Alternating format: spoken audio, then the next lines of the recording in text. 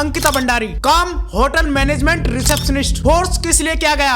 Special service देने के लिए, मतलब सेक्स। मना करने पर सजा क्या दी गई? पहले बलात्कार और फिर मौत। हेलो गाइस, तो कैसे आप लोग? आज हम बात करेंगे इसी अंकिता भंडारी के बारे में, जिसको एक्स्ट्रा सर्विस न देने पर पहले बलात्कार और फिर सजाए मौत दे दी गई। दरअसल साल 18 सितंबर 2022 को उत्तराखंड के पौड़ी में स्थित एक वनतारा रिजॉर्ट में अंकिता भंडारी नाम की लड़की एक रिसेप्शनिस्ट का पद संभाल रही थी, और तभी दारू के नशे और सत्ता के जोश में एक सत्ताधारी की नजर अंकिता भंडारी पर पड़ी। तभी होटल के मालिक के द्वारा रिसेप्शनिस्ट अंकिता भंडारी को 10,000 रुपए का लालच देकर उसी सत्ताधारी व्यक्ति के साथ सेक्स करने के लिए दबाव बनाया गया। मैं सत्ताधारी व्यक्ति इसलिए बोल रहा हूँ, इस सत्ताधारी का पूरा सच दिसंबर 2025 में चर्चाओं में आया। अर्थात अंकिता ने मना कर दिया और बीजेपी विधायक का बेटा पुलकित आर्य को गुस्सा आया। फिर तुरंत अन्य 2 लोगों के साथ अंकिता भंडारी के साथ रेप किया गया और उसको मारकर दूर एक नदी में फेंक दिया गया। थोड़ी बहुत सांसें बची भी होती तो वह नदी में डूबकर मर गई। छानबीन होती है, आरोपियों को पकड़ा जाता है और उनको फिर जेल भेज दिया जाता है। जब बीजेपी से निष्कासित पूर्व विधायक सुरेश राठौर की पत्नी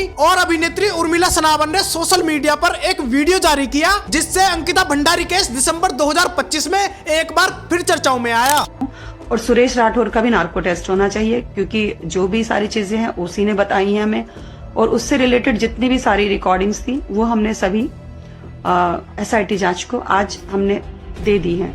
उर्मिला सनावर ने इस हत्याकांड से जुड़े एक VIP का नाम बताने का दावा किया और साथ ही एक वीडियो भी जारी किया, जिसमें बीजेपी के पूर्व विधायक के साथ हुई बातचीत के दौरान उर्मिला सनावर ने सत्ताधारी सरकार बीजेपी के राष्ट्रीय महासचिव दुष्यंत कुमार गौतम ही अंकिता भंडारी से स्पेशल सर्विस की डिमांड कर रहा था, यह दावा किया।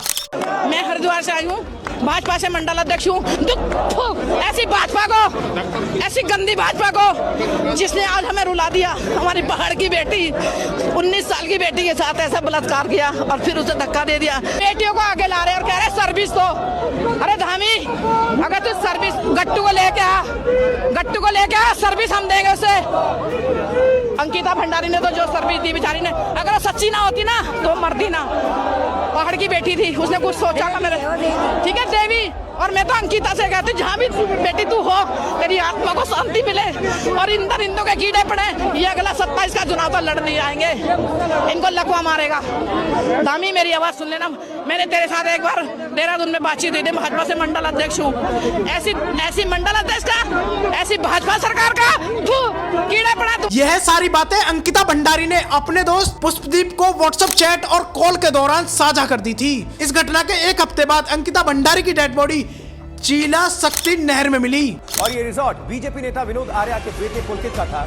सरकार ने 3 आरोपियों की संपत्ति की जांच के आदेश भी दिए हैं। पटवारी को भी निलंबित करने के आदेश जारी किए गए हैं और साथ ही उत्तराखंड पुलिस ने इस मामले में लोगों से सहयोग करने की अपील की है। अंकिता के पिता पर इस केस को बंद करने के लिए राजनीतिक दबाव बनाए गए, और तो और इस केस को लड़ने के लिए सरकारी वकील का चयन भी नहीं करने दिया, और अपनी मर्जी से बीजेपी के राष्ट्रीय महासचिव दुष्यंत गौतम के इशारों पर वकील पकड़ा दिया गया। दिसंबर 2025 में दोबारा उफान लेने वाला ये केस और लोगों के द्वारा विरोध करने पर यह वकील बदला गया। जिस होटल में ये कांड हुआ था उसका मालिक बीजेपी विधायक का बेटा है, और जिस व्यक्ति को स्पेशल सर्विस देनी थी उसका आपको पता ही चल गया होगा। दुष्यंत कुमार गौतम, राष्ट्रीय महासचिव भारतीय जनता पार्टी। उर्मिला सनावर के द्वारा ऑडियो वायरल करने के बाद बीजेपी के राष्ट्रीय महासचिव दुष्यंत गौतम ने उल्टा 2 केस उर्मिला सनावर पर ही ठुकवा दिए, और पुलिस आरोपी दुष्यंत गौतम को रिमांड पर लेने से तो गई, उल्टा भेड़िए की तरह केस को कटवाने के लिए, ऑडियो को डिलीट करवाने के लिए उर्मिला सनावर के पीछे पड़ी हुई है। पुलिस मुझे मरवाने के लिए घूम रही है,